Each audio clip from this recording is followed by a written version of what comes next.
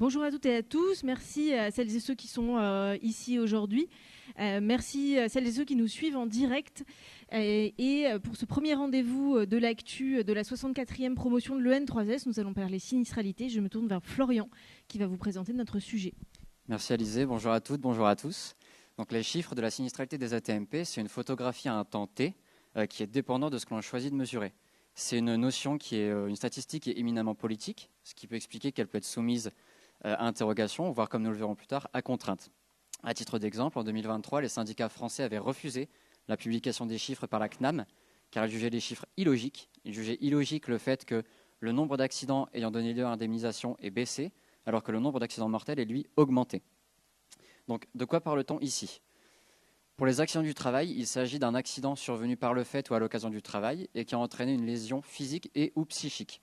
Il découle directement du lien de subordination entre l'employeur et l'employé. Et la notion d'accident du travail, elle est clairement définie par le Code du travail et le Code de la sécurité sociale. Et elle est ouverte à tous les salariés et, petite particularité, aux exploitants agricoles qui sont les seuls travailleurs indépendants qui y ont le droit. Pour les maladies professionnelles, il s'agit d'une conséquence plus ou moins longue d'un risque qui existe justement lors de l'exercice du travail. Donc les maladies, elles sont clairement définies dans des tableaux qui sont en annexe du Code de la sécurité sociale et qui déterminent le temps d'exposition et les tâches qui ont dû être effectuées pour être reconnues en maladie.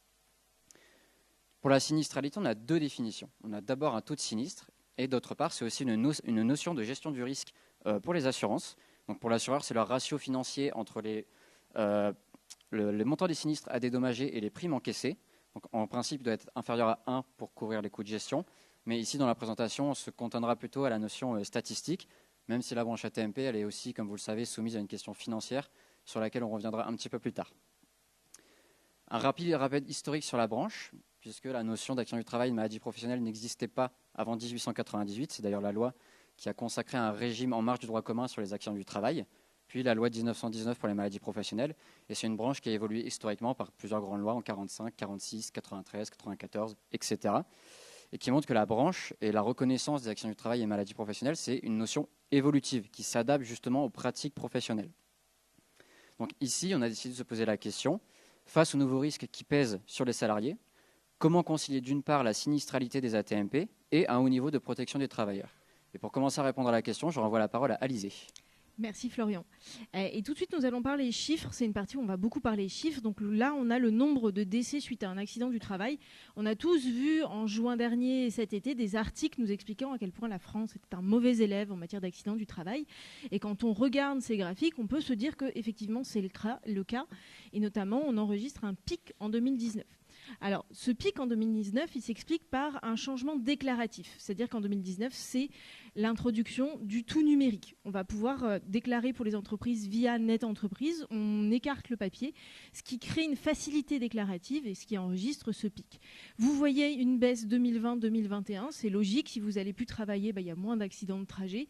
Si vous n'êtes pas sur votre lieu de travail, il y a moins d'accidents de travail. Et sur 2022-2023, on constate que finalement, on est sur la même tendance que 2019. Donc, on est surtout sur quelque chose de stable. Est-ce que c'est maintenant que tu vas nous parler des trottinettes électriques ? C'est maintenant qu'on parle trottinette électrique parce qu'on va parler notamment accidents de trajet avec presque 90 000 accidents de trajet. Donc on voit que 60% de ces 90 000 accidents de trajet, c'est de la voiture. C'est logique, dans le mix de transport, la voiture reste prioritaire pour la plupart des salariés. Mais on note qu'on a quand même 8% qui concernent les trottinettes électriques avec une très forte hausse de près de 20% en 2021. C'est ce que vous disiez Florian au début, c'est-à-dire qu'on est sur un objet qui est en mutation et y compris ce qui est couvert est en mutation parce que c'est en fonction de nos pratiques. Vous voyez des hausses sur les accidents de travail en fonction des secteurs. On enregistre 18% dans le tertiaire, 15% dans le secteur BTP construction, 14% dans le transport et 50% des accidents sont de la manutention. Alors la manutention, c'est pas vous avez pris un marteau, c'est votre outil de tous les jours. La manutention, c'est y compris votre collègue qui un matin se lève, trouve que son bureau est pas dans le bon angle, décide de le déplacer, se fait un tour de rein. C'est un accident qui est lié à la manutention. Passons aux maladies professionnelles. Donc les maladies professionnelles, on est sur à peu près 118 000 déclarations par an, en baisse entre 2019 et 2021, et un taux moyen de reconnaissance de 64,4%, avec une très forte représentation des troubles musculo-squelettiques, c'est ce que vous voyez sur le graphique central. Mais il faut noter qu'on a de plus en plus de déclarations qui sont liées aux maladies professionnelles et aux maladies psychiques et aux troubles mentaux, avec 1500 maladies professionnelles relevant des maladies psychiques, une hausse de 9% par rapport à 2020, et plus de 10 000 affections psychiques prises en charge en accident du travail en 2021, dont un quart, c'est un volume important, dans le médico-social. Donc les secteurs suivants, c'est 15% pour le transport et 10% pour le commerce. Et est-ce que tu pourrais nous dire qui est le plus exposé aux AT-MP ? Alors, ça aussi, vous auriez pu le deviner, ça dépend du nombre de salariés qu'il y a dans chaque secteur. Et donc, sans surprise, c'est d'abord commerce, transport, hébergement, restauration avec 32%. Et ensuite, ce qui peut paraître surprenant, mais quand on pense au volume de salariés qui sont concernés, ça s'explique, 21% avec administration publique, enseignement, santé humaine et action sociale. Côté genre, on a des inégalités de genre. 65% des hommes sont concernés par les accidents de travail, avec 37% des femmes. Quand on regarde sur le long terme, on se rend compte que c'est des chiffres qui ont tendance à tendre à s'égaliser. Il y a une baisse de la part des hommes et une progression de la part des femmes. Sur les accidents de trajet, c'est légèrement plus haut pour les femmes, ce qui s'explique aussi, les enquêtes le montrent, qui s'occupe et qui compresse ces temps de trajet au début de la journée et à la fin de la journée, c'est majoritairement les femmes, parce que c'est elles qui s'occupent d'aller chercher les enfants, qui ont une pression sur ce temps-là qui peut rejaillir sur les accidents de trajet. Et enfin, on a une égalité de genre sur les maladies professionnelles, avec des secteurs qui sont plus ou moins représentés. C'est des secteurs qu'on retrouve sur la slide suivante, qui sont aussi les secteurs dans lesquels on a des inégalités de genre, plus d'hommes dans le BTP, l'industrie, le transport, plus de femmes dans la santé, l'action sociale et le nettoyage. On notera néanmoins que les femmes sont arrêtées en moyenne plus longtemps que les hommes. Et en termes de chiffres, par rapport à nos voisins européens, est-ce qu'on fait mieux ou moins bien ? Alors, si on regarde cette carte, on va dire qu'on fait moins bien. Il y a un gros point rouge, c'est la France. Mais quand on regarde les chiffres, on a l'impression que nous sommes de très mauvais élèves. On est sur le podium du nombre d'accidents mortels, juste devant l'Italie et l'Allemagne. Et globalement, on a des statistiques plutôt élevées. Mais il faut savoir mettre en perspective ces chiffres sur 3 points. D'abord, la présomption d'imputabilité. En France, vous avez un accident sur votre lieu de travail, c'est un accident du travail. C'est simple. Dans plein de pays européens, encore, il faut démontrer que vous n'êtes pas en faute et que c'est la faute de votre employeur et que c'est lié à vos conditions de travail. Vous avez le taux minimum d'indemnisation. En France, comme en Belgique, vous êtes indemnisé dès 1% d'incapacité. Alors que dans d'autres pays, Allemagne ou Autriche, c'est 20%, Espagne 33% et Bulgarie 50%. Donc on est dans des conditions complètement différentes et donc on ne calcule pas les mêmes choses. Par ailleurs, nous avons aussi des différences de calcul. Si vous, demain, travaillez sur un chantier, vous faites écraser par une grue, et que vous ne mourrez pas le jour même, vous mourrez à 24 heures et 1 minute après votre accident, aux Pays-Bas, ce n'est pas une mort qui est liée au travail. En France, comme en Belgique et en Grèce, nous n'avons pas de délai. En Allemagne, c'est un délai qui va jusqu'à 30 jours. Donc encore une fois, tous ces éléments nous amènent à comparer des choses qui ne sont pas comparables, puisque ça dépend de comment c'est indemnisé et qu'il n'y a que ce qui est indemnisé qui est calculé. Ce qui nous amène à voir les critiques des statistiques de la sinistralité. C'est des critiques qui sont anciennes. Vous voyez ici un papier de Molinet et Volkoff de 85 qui décompte 3 principales critiques. La première, c'est le découpage des régimes, puisque c'est ce que Florian vous expliquait au début, sont pris en compte dans ces statistiques et donc dans l'indemnisation seuls les salariés du régime général et les salariés agricoles. Donc on parle de 80% des salariés en France. La nature même des statistiques, puisque c'est des statistiques qui sont produites pour l'indemnisation. Donc c'est difficile parfois de les utiliser en santé publique. C'est également difficile de les utiliser pour certains chercheurs parce qu'il faut comprendre la logique de leur production. Et enfin, une critique qui peut être une critique plus universitaire, qui est la cyclicité de la production de ces statistiques, puisque l'institution qui indemnise et qui comptabilise est la même qui produit derrière les statistiques qui sont utilisées pour les comparaisons internationales. Alors on a compris qu'il fallait prendre les chiffres avec précaution, mais quand même, comment on fait baisser finalement le nombre des AT-MP ? Alors comment on fait baisser le nombre des AT-MP? On essaye de faire en sorte qu'il n'ait pas lieu. Et pour qu'il n'ait pas lieu, on va essayer de mettre en œuvre la prévention. Donc on a la loi du 2 août 2021. Évidemment, on n'a pas inventé la prévention 2021, mais c'est une loi qui va créer une obligation pour l'employeur en matière de santé et de sécurité au travail, qui est une obligation générale et absolue. De cette loi va découler un certain nombre d'outils. Le 4e PST, dont je ne vous parle pas maintenant parce que Florian vous en parlera après, le DUERP, qui est le document unique d'évaluation des risques professionnels qui existe dans toutes les entreprises et qui est censé être mis à jour tous les ans, qui fait la liste de tous les risques présents sur le lieu de travail. Le FIPUR, qui est en phase de décollage, le Fonds d'investissement pour la prévention de l'usure professionnelle, qui est là pour accompagner notamment les petites entreprises dans leurs actions de prévention. Et l'ex-C3P, désormais C2P, le compte professionnel de prévention, qui doit permettre, normalement vous le connaissez, aux salariés de pouvoir avoir accès à des formations et à des avantages liés à la pénibilité de leur travail. Ce qui m'amène à vous parler, évidemment, je ne pouvais pas la rater, de la Convention d'objectifs gestion 2023, qui est là pour accompagner cette politique volontariste en matière de prévention avec 4 axes principaux. Un premier qui est donc évidemment de renforcer la prévention des risques, un deuxième qui est de renforcer les relations des services vers les entreprises, puisque qui sont les premiers au premier front de la lutte contre les accidents de travail et les maladies professionnelles? C'est les gens qui gèrent des entreprises, parce qu'eux aussi ont un intérêt à ce qu'il y ait moins d'accidents sur les lieux de travail. Un troisième point qui est améliorer l'accès aux droits et l'accompagnement des salariés. C'est relativement simple sur les accidents du travail. Ça l'est moins sur la maladie professionnelle, notamment quand elle se déclare plus tard dans la carrière et après avoir quitté son emploi précédent. Et enfin, garantir des droits fondamentaux. Tous ces éléments m'amènent à me tourner vers Florian, qui va nous parler des pouvoirs publics, de leur rôle et le lien qui est fait avec les chiffres de la sinistralité. Merci Alizée. Donc le premier point que je voudrais aborder ici, c'est les enjeux socio-économiques d'une conciliation entre une bonne protection des travailleurs et justement la baisse des chiffres de la sinistralité. Un de ces enjeux, c'est la sous-déclaration des AT-MP qui interroge justement sur l'équilibre entre la protection des travailleurs et un taux de sinistre. Et en quoi la sous-déclaration, c'est un problème? Alors la sous-déclaration, c'est un problème puisque certes, ça allège le taux de sinistre lié aux AT-MP vu qu'ils ne sont pas considérés en AT-MP, sans pour autant éluder en fait un problème qui est sous-jacent à la question, en plus de nuire à une juste réparation du travailleur, puisque comme vous le savez, l'indemnisation maladie est plus faible que l'indemnisation AT-MP. Donc on a eu une commission qui s'est tenue en 2024 sur la sous-déclaration des AT-MP, qui était présidée par un magistrat de la Cour des comptes, et qui avait évalué la fourchette des sous-déclarations à entre 2 et 3,8 milliards d'euros. C'est un chiffre assez important et qui est en évolution constante depuis la dernière commission qui s'était tenue en 2021. Et c'est un phénomène qui peut s'exprimer par plusieurs causes. D'abord par une méconnaissance des droits de la victime. Ensuite, une mauvaise, voire une non-déclaration de l'employeur, puisque vous savez qu'en termes d'accident, c'est l'employeur qui le déclare. Toute la problématique du travail illégal ou dissimulé, puisque ces travailleurs-là seront envoyés seulement à l'assurance maladie.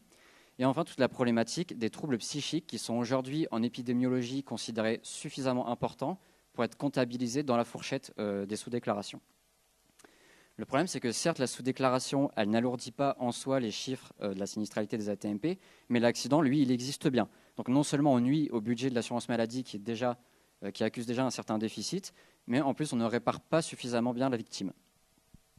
Et est-ce que tu peux nous dire s'il y a un type de sous-déclaration particulièrement important? Alors oui, c'est un phénomène qui est particulièrement mis en avant par les risques psychosociaux, les RPS, qui ne sont pas légalement des accidents ou des maladies professionnelles.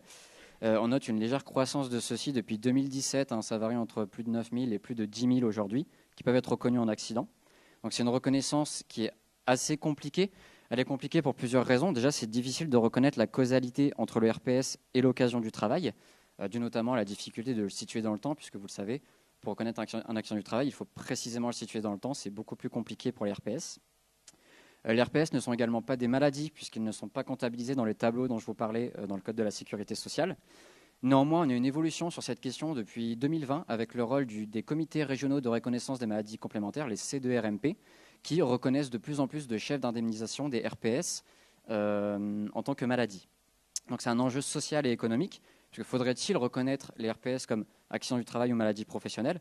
Alors pour l'instant, la réponse tend plutôt vers le non, on démontre le rejet de la proposition de loi sur la reconnaissance du burn-out.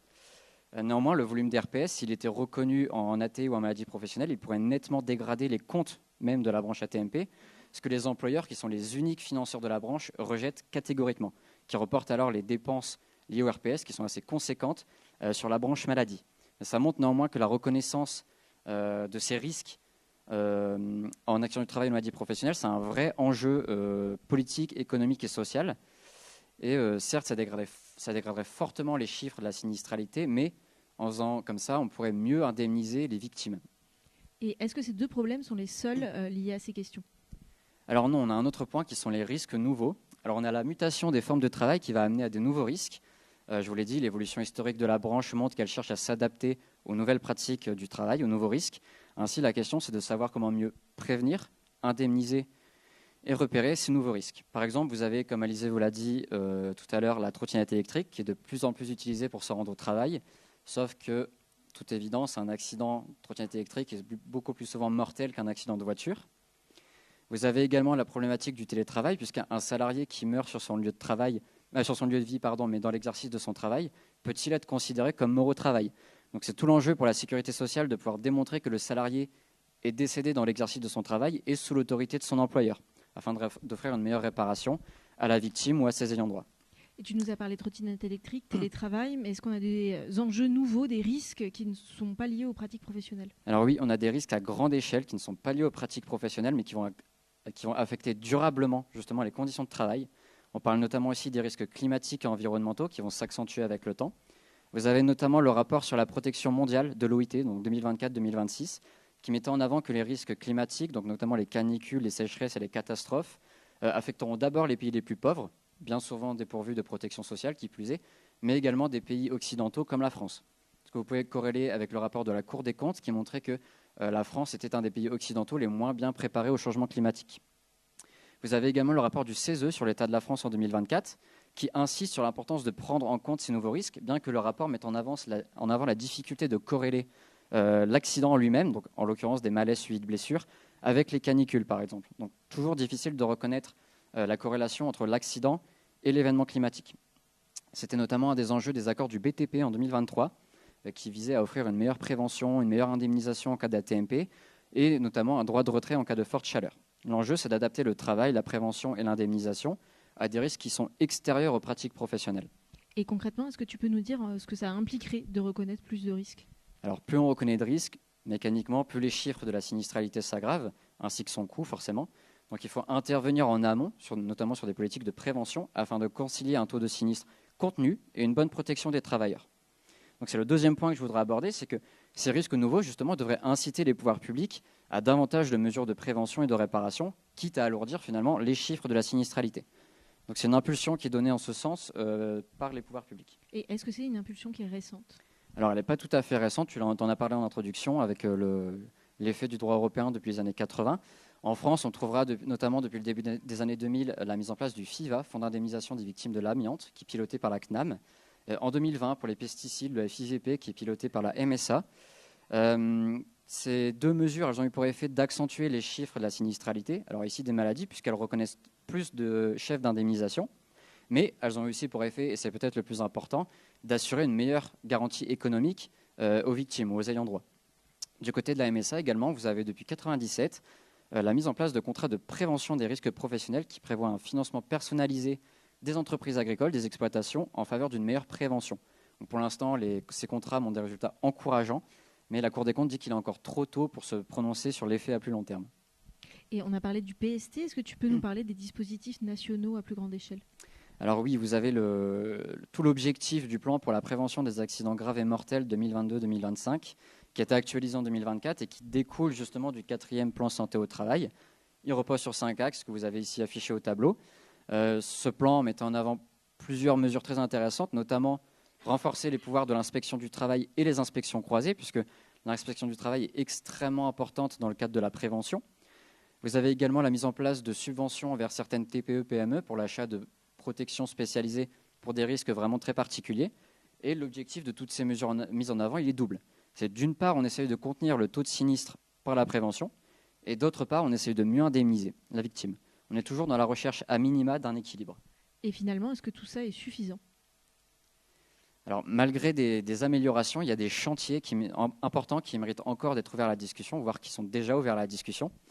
Par exemple, devrait-on ouvrir l'assurance ATMP aux travailleurs indépendants, au risque d'aggraver significativement les chiffres de la sinistralité liée aux ATMP. C'était une des recommandations du HCFIP, puisqu'aujourd'hui, comme je vous l'ai dit en introduction, seuls les exploitants agricoles sont les seuls travailleurs indépendants qui ont accès à l'assurance ATMP. Les travailleurs indépendants autres sont, eux, renvoyés à l'assurance maladie ou à des complémentaires facultatifs qui sont bien souvent impopulaires. Aujourd'hui, la question de l'ouverture de la branche ATMP aux travailleurs indépendants, notamment les travailleurs des plateformes, elle reste largement discutée, elle est clairement dans le débat. C'était notamment la recommandation du HCFIP qui voulait généraliser la protection ATMP à tous les travailleurs, peu importe leur statut.